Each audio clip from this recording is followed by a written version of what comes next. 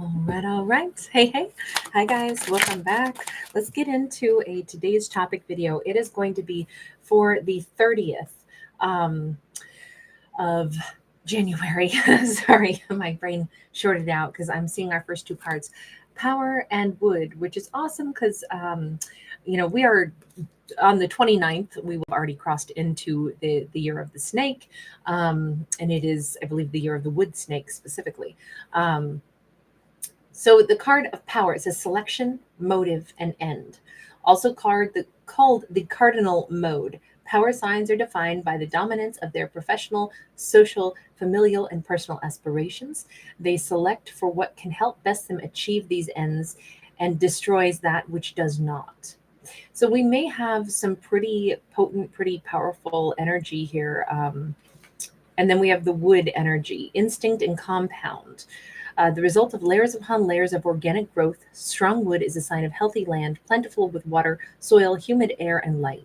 Wood signs are therefore sensitive, intuitive, attentive, and supportive of others at their best. Okay, we're really looking like we got some awesome energy to like start making definite actions that are going to yield results and the results that we actually want. That's somebody's like really pulling their thoughts together and saying, okay, here's what is the best idea for me to do X, Y, and Z to yield this result. And this result is the best possible outcome. Let me pick a path and go down it. If I want more money, let me go ahead and pick the path that is actually going to lead me to more money, which means, maybe I need to say, am I ever going to make more money doing the job that I'm doing? No, it's not cutting it. So maybe I need to go find a different career path. So what does that mean? Do I need to get trained in a different career path? Let me explore, let me figure it out, and let me, put out resumes, look for other jobs first with what I've already got. Can I move up there? Okay, perfect. Does that career path maybe offer me additional like on the job training where I could then also make more? Maybe I need to interview with the idea of I want to be here in 5 years. I want a 401k. I want this. I want that. What do you offer? What can I achieve if I come on with your company? It feels like a character has to take charge of what they want. And that's just one example. I'm not saying this is going to be about money. I'm just saying if a character has a plan and they go, you know what? Here's what doesn't work. Here's what I want. So how do I get from what doesn't work to what I want? What actions do I need to take? And then, let me take that direct plan instead of just bumbling along saying, I'm not happy. This isn't working. Why isn't it working? I want something else, but I'm just unhappy right now because I don't have it. It says it's time to put that plan into action. Judgment. Okay.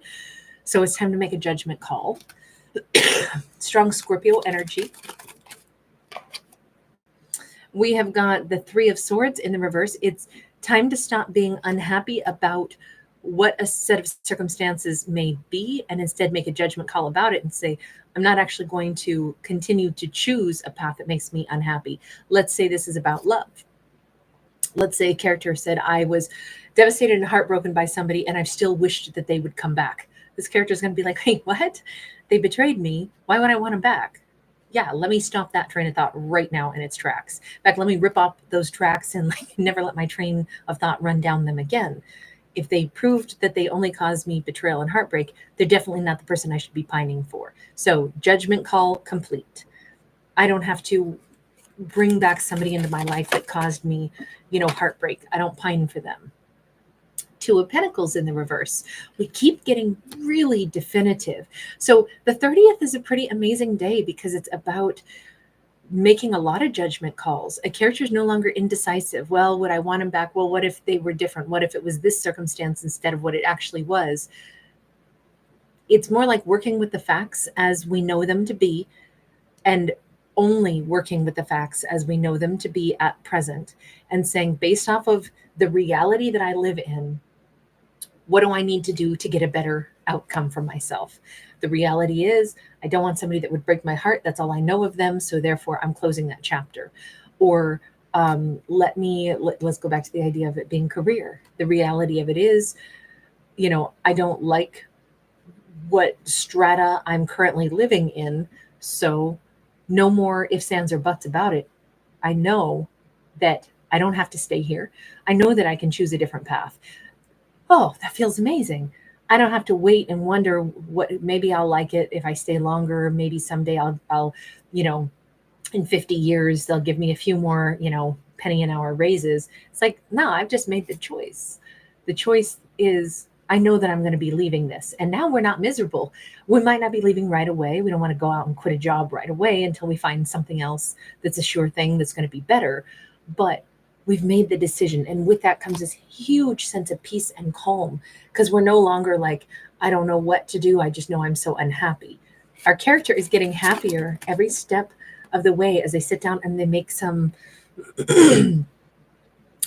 life decisions that first begin with the mental aspect of, let me make the judgment call. Does it work or does it not? Does what I'm doing bring me to the lifestyle that I want? If the answer is no, then I know confidently I'm going to be making some changes. We have the Tower and the Page of Cups. Having a character that is completely like finding a sense of peace in the acknowledgement of the choices that they're going to be making, it also puts them in this really like, they're not fearful and they're also not full of ego. Now they're able to say, okay, I'm empowered because I'm making a decision off of, my own free will. So we never feel better than when we're choosing something, right? When we know that we're in charge, we're the ones, pulling the levers on our cable car of life. Now we can say, I am so willing to go and boldly knock on a door of another company and say, hi, I want to work here because I can see that this would be a great company to work for. I know I might need to do an unpaid internship. I know I might need to first be your coffee boy, even if I have, 60 years old and have a ton of experience and life experience. I need to get in with your company. So I don't care if I start at the very bottom rung. I can give, whatever, 1 day a week as an unpaid intern to start working my way into your company. Can I do that? Will you give me a shot? Like, our character could suddenly, it sounds like they'd be humbling themselves. It's not really that. It's that they're advocating for themselves. This is actually the most empowered somebody is when their ego's not in the way. Maybe before, this character would have been like, I feel so stupid. Here I am this age and I'm going to change jobs. This is going to be embarrassing to start at the bottom rung at some other company. Not if they're doing it because they're like, yeah, I'm making the choices to, this part of my life plan. I'm not going to be embarrassed or ashamed that I have the courage to make other, plans for my future. I think that this is going to be like a really strong, empowered character that is also simultaneously humble and so willing to just take whatever steps it requires to get to where they really want to be in life. Because ultimately, how awesome is it that I'm doing the things that I need to become who I want to be in life? That is the most empowered a character will ever be. So what if we all have a learning curve and we have to, crawl before we can walk? Still, our character can hold their head up high knowing, oh yeah, I'm so excited. I'm going to learn all new stuff. I'm going to change the direction of my life so it really turns out the way I want it to be. Very empowered character. Is this about life? Is this about love? Is this about everything? I don't know. Let's see if we can answer that. Three of Cups. Let's put it this way. It is about the things that we emotionally care enough about to either be a part of or bring into our lives. So it can be about lovers, it can be about friends, it can be about career paths, it can be about all of it. But it is about emotional fulfillment ultimately. So we have a character, I don't know if they're masculine or feminine, they've come up as both, that is very willing right now to say, I'm going to apply this method to everything that I care about in my life. Every wish, hope, and dream that I have, I'm actually going after it now. If I want a different kind of a romantic partner, I'm going to be brave enough to ask somebody out that I'm genuinely interested in. I'm going to let my ego go and I'm going to tell that person point blank, I've been wanting to ask you out for so long, but for a while I was intimidated. And then I thought, why would I be intimidated when really it would just be awesome to let you know that you're an amazing person. Whether or not you want to go out with me, I still need to tell you that, because that's going to do nothing but like make me feel more confident, and hopefully it, makes you feel better to know it also. But if you want to get a cup of coffee, they may just be bold enough and comfortable enough in their own skin now to do the brave thing, to ask somebody out that they really admire. This could be someone, like I said, who's going to be brave enough and bold enough to go start talking to people about the industry that they want to bust into, if this is about career and jobs or anything, any changes that we want to make in life. When we need to know how to do it, we got to go talk to somebody who's already doing it, possibly. And hey, knock on the door. Hey, can I interview you? I'm trying to figure out how to do something that I see you are proficient in. Is there any way that I can get a few minutes of your time and pick your brain on this, interview you on this? They would be bold enough to do it now, and not be shy about it, not be ashamed of it, because this is a person who's so, like, they're looking at these changes that they're going to be able to make with excitement. We have the Hierophant. Hierophant is somebody who's listening very closely to what their higher self is guiding them to do. This is somebody who believes in something. They can sign their name to a document and say, yes, I am I am the Scorpio and I approve this message, or yes, I am committing myself to this because I feel like it's really part of my life path now. Nothing's going to deter me. You know what I think? I think this is describing perhaps the best actions any character could take as we morph into the year of the snake, because it is a time for shedding an old skin. Definitely, we see a character letting go of old fears, right? It's also a time of, wisdom. It's a time of mysticism, which is kind of like once we start to listen to our higher self and we say, you know what, I've always believed my life path was, and yet I've never achieved it yet. Because I didn't pursue it, because maybe I felt like, why would I think that I'm meant to do X, Y, or Z? Why would I believe that? Sometimes in life we just beat ourselves down and say, it's so silly that I have this dream, or that I believe I would be talented at some particular career path. It's probably too late now. It's never too late, especially when it's your life path. In fact, right now could be the perfect time. This year could be the perfect time for a character, regardless. I feel like this is a person who's older. I feel like this is a more mature aged individual. Like, let's say this is someone who always wanted to be an actor or an actress, but instead, they worked in 9-to-5 jobs, and they always said, oh, it's so silly for me to think about going into acting.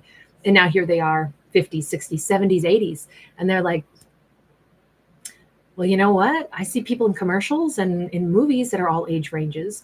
Why would I think that that's ridiculous for me to pursue? Why don't I go sniffing around? Why don't I go find an agent? Why don't I do some headshots? At least it'll be a really fun experience regardless. Why don't I go ahead and start building a bit of a resume? Why don't I take some acting classes? Why not do some community theater? Why not do some of these things? I think I will. This feels like it's part of my life path. And as soon as a character commits to acknowledging, I always believed this was going to be right for me, I think the path is going to open up for them. I think that if they're being true with themselves, if they're recognizing that this is really what I'm meant to do, and I've always known it, I think they're going to find the pathways open. 4 of Swords is in the reverse. I do wonder if this character had like maybe 4 decades of life that were actually spent kind of in retreat mode. Maybe that's why they found themselves not on their truest life path, but maybe just, just getting by, just keeping on, because they were actually still healing from some wounds. And this is them emerging as a totally healed individual, and they're ready to hop on their true life path. Sometimes it takes a lifetime to get over old scars and old wounds, and we don't realize we're shunting so much of our energy toward healing. And that's why in other areas of life, we might just be kind of, I'll say, treading water. Ideally, here's how I would look at it though. Ideally, nobody should ever look at their life as I've just been treading water. Every day that we're alive is such an incredible gift. Every single day that we get to be present should be kind of a day of wonder. But sometimes we go, yeah, but I'm not doing anything amazing. I'm just treading water. And it's like, no, you're living. Life is made up of a million little details. But if we could be present enough to say a lot of those million little details are actually sweet moments that we would miss if they weren't in our lives. Heck, waking up in the morning and, the feel of like, oh, I love stepping into the shower and having, warm water. It's a great way to wake up. It feels so luxurious. Those little details that we don't realize those are moments of life. Those are important too. So I hope that a character never feels like they've just been merely treading water and they haven't yet done anything of value in their lives. But I will say also, if they've been subconsciously healing for a long time, talk about a ton that has been happening in their personal life and their internal life. They've been restructuring pieces of like their DNA, their psyche, their neural pathways. So they've been working, even if it wasn't, there's different work that we do, internal work, external work. Perhaps now is the time for their external, pathway. But rest assured, they've been doing other things that were on their path as well. So what happens to our character? I'm so happy for this character. We have got the Nine of Pentacles in the reverse. I do think that they are going to be changing value systems. They could be looking at what they think is important in such a different light. We have the Hermit. This is Hermes. This is our, like, a little golden messenger. This is going to be, I think life is going to take off in a really profound way. When I say that, it could be that life is going to suddenly have a lot of new messages. They're going to look at life through a new lens. Like I said, their value system is changing. It's not necessarily about like, how much money can I earn and then what am I worth, but more like, oh my God, my philosophical mind has been cracked wide open. There's all of these incredible, like, downloaded messages that I'm getting from the cosmos. There's so much more that I'm seeing about the world that I walk through. Is this person going to wind up like maybe writing a book or getting some really amazing spiritual downloads? And that's part of what their life path is, to share some kind of, knowledge or universal knowledge. We have the Justice card. Really what stands out to me here is blindfolded. This is somebody who's like feeling the world in a new way. Justice is about, things that have been karmically unfair. This is something has been wrong, but I think they're just now able to see it in a really broad way and able to address it, and perhaps able to speak to it in a way that could touch other people's hearts. Also, if they have been more or less cheating themselves for a little bit out of happiness, well, we have the Nine of Cups. They're not going to cheat themselves out of happiness anymore. I do think that our character is being more present in their own life, feeling more empowered, and it is actually bringing them much greater satisfaction. Maybe this is a lesson that they should have learned a long time ago, but it's just now coming clear for them. I'm the one who's in charge of my happiness. I've always been. Oh my God, I'm so glad I figured this out now. Let me share this fact with others. Let me go ahead and convey this to others. It feels really positive. This whole storyline is very supportive and very empowered. And I just feel like our character is about to have the good life, no matter, even if it seems like it's late in the game, they are just now going to start having the good life. All right, I'm going to leave that there. Thanks so much for hanging out. Thanks for